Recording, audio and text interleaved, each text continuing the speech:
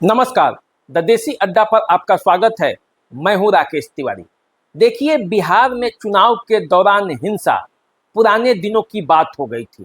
पिछले कई चुनावों से चुनाव के दौरान हिंसा की घटनाएं नहीं होती थी।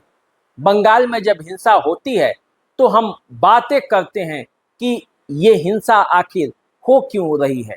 चुनाव के दरमियान तो शांतिपूर्ण वातावरण में मतदान होना चाहिए, लेकिन बिहार में इस बार 40 लोकसभा क्षेत्रों में जहां मतदान हुआ, उसमें से 2 लोकसभा क्षेत्र ऐसे हैं जहां मतदान के बाद हिंसा की घटनाएं, गोलियां चली। और मजेदार बात यह है कि इन दोनों लोकसभा क्षेत्रों पर पूर्व मुख्यमंत्री और राजद सुप्रीमो लालू प्रसाद यादव की बेटियां चुनाव लड़ रही हैं। लालू प्रसाद यादव की बेटियां जहां जहां चुनाव लड़ रही हैं, वहां वहां मतदान के बाद गोलियां चल रही हैं। आखिर ऐसा क्यों हो रहा है, आज ये भी सवाल है, क्योंकि 38 लोकसभा क्षेत्रों में से कहीं से भी छिटपुट घटनाओं की भी कोई बड़ी खबर नहीं आई। और ये खबर जब आती है कि सारण में जहां से रोहिणी आचार्य चुनावी मैदान में डटी हुई थी, वहां से हिंसा होता है। और ताजा हिंसा पाटलिपुत्रा क्षेत्र में हुआ, जहां निवर्तमान सांसद राम कृपाल यादव पर ही गोलियां चल गई। मतदान के बाद वे क्षेत्रों में घूम रहे थे, अपने समर्थकों के पास गए थे और ये जायजा ले रहे थे कि आखिर मतदान के दौरान हुआ क्या। कोई घटनाएं तो नहीं घटी, कोई बूथ कैप्चरिंग तो नहीं हुआ। और इसी दरमियान मसौरी में उन पर फायरिंग हो गई। बजाब्ते इस फायरिंग की घटना का रामकृपाल यादव ने नामजद और अज्ञात लोगों के विरुद्ध प्राथमिकी भी दर्ज कराई। एक आरोपी को गिरफ्तार भी किया गया है। तो आखिर क्या कारण है कि बिहार के सारण और पाटलिपुत्र, इन 2 जगहों पे जहां से रोहिणी आचार्य सारण से और मीसा भारती पाटलिपुत्रा से चुनावी मैदान में उतरी हैं, वहां हिंसा की घटनाएं हुई। पुराने दिनों की याद ताजा हो गई, जब मतदान के दौरान या मतदान के बाद इस तरह की हिंसक घटनाएं होती थी। तो क्या बिहार फिर से चुनाव के दौरान हिंसा के रास्ते पर लौट रहा है?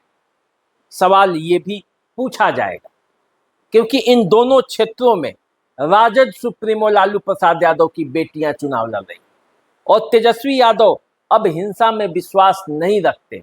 वे कहते हैं कि सबको साथ लेकर चलना है। चुनाव जो है वो लोकतंत्र का एक अपना अभिव्यक्ति व्यक्त करने का माध्यम है। तो जब जनता अपना वोट गिराकर जाती है और नेता जाते हैं, तो फिर आखिर वहां फायरिंग की घटनाएं क्यों हो रही? इसके लिए जिम्मेवार कौन है? शासन प्रशासन भी लापरवाह है क्या?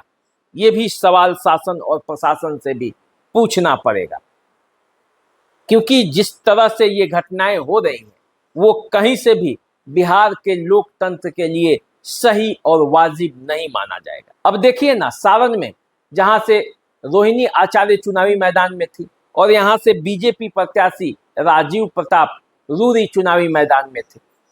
माना जाता है कि तेलपा के एक बूथ पर रोहिणी आचार्य पहले पहुंची हुई थी। उनको ये शक था कि यहाँ बूथ कैप्चरिंग हो रहा है, जबकि स्थानीय लोगों का ये आरोप था कि रोहिणी आचार्य बूथ कैप्चरिंग कराने के लिए आई हुई थी। एक बार गई, दोबारा गई और वहां फिर बवाल मचा, हो हल्ला हुआ, नारेबाजी हुई। और उस घटना के अगले सुबह क्या हुआ? भिखारी चौक पर फायरिंग की घटनाएं हुई, एक व्यक्ति की मौत हुई। चुनाव के बाद तनाव का माहौल रहा, छपरा में नेट की सुविधाएं भी बंद करनी पड़ी। पूरा माहौल तनाव के बीच गुजरा है।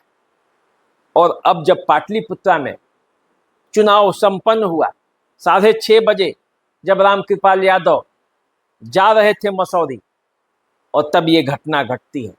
तो आखिर इन्हीं 2 क्षेत्रों में ऐसी घटनाएं क्यों हुई? सवाल तो ये उठेंगे ही और विपक्ष इस पर राजद को घेरते हुए भी नजर आएगा। जिस शांतिपूर्ण वातावरण में चुनाव होना चाहिए, चुनाव के बाद कोई घटनाएं नहीं होनी चाहिए, वहां भी अगर ऐसी घटनाएं घट रही है तो ये कहीं ना कहीं से ये कहा जाएगा कि शासन और प्रशासन ढीला है और इस पर शासन और प्रशासन को भी मजबूती से एक्शन लेना पड़ेगा।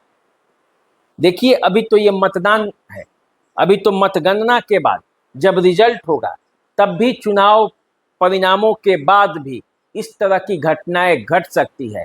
इसीलिए प्रशासन को पहले से अलर्ट रहना पड़ेगा कि आखिर जिन जिन क्षेत्रों में इस तरह की घटनाएं घट सकती है उसको पहचानना पड़ेगा। वैसे रामकृपाल यादव ने कहा है कि वे हिंसा में विश्वास नहीं करते।